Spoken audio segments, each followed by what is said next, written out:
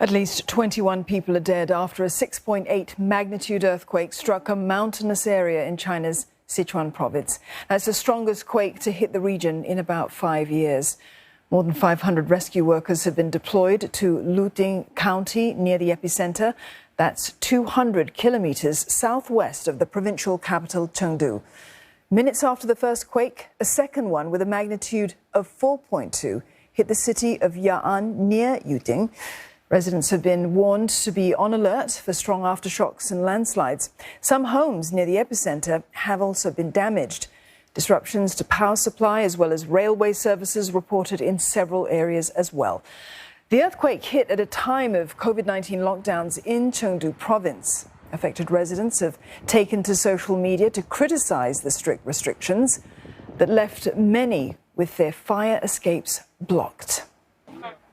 The latest, we speak with Lo Min. She's in Shanghai. Min, what do we know about the extent of the damage from this quake?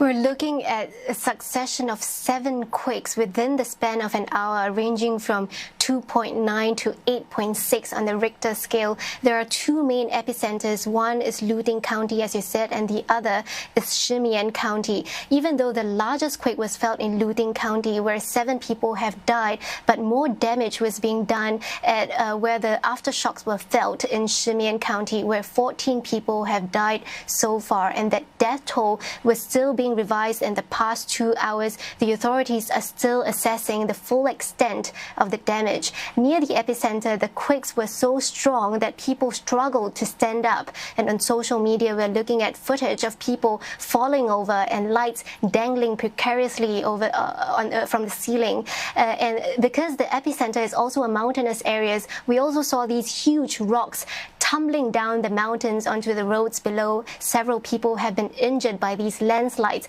Houses in the rural areas were collapsing. And I spoke to one person who has a guest house at the epicenter, and he told me that there is no electricity or Wi-Fi at his guest house right now. And earlier, he couldn't get hold of his colleagues until he used a satellite phone to contact them. Another man told me he is rushing back home, anxious to find out if his family members are okay, because he also couldn't get hold of his parents and his children over the phone. More than 200 mobile communication stations are out of power. 2 are out of service. Ongoing maintenance work are being carried out, and the priority is to ensure that these rescue personnel are able to access normal communications.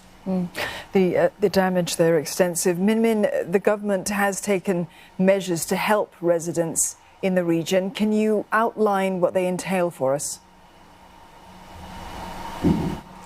Well, before I talk about that, I want to point out that Sichuan actually has been experiencing one disaster after another, from the heat wave to the drought, and then the power shortage, and then COVID-19 lockdowns, and then now these earthquakes. The government has dispatched over 600 rescue forces to Luting County and over 2,000 to Sichuan County. They also closed off a national highway to prioritize those traffic lanes for rescue teams, and some railways. The Railway Bureau has also closed off sections of rail lines that are affected to carry out safety inspections, leading to some delays in train rides.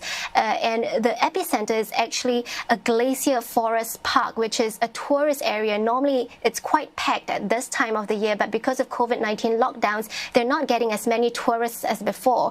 And there are about 5 villages in the 5 kilometers radius of the epicenter, and 39,000 people living in 3 towns within 20 kilometers radius of the epicenter.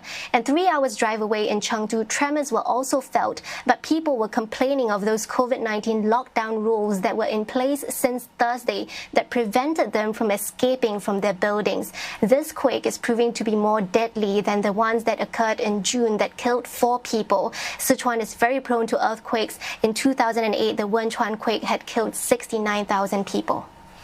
Min, thank you for that update on the situation in Chengdu after that quake. That was Lo Min there in Shanghai.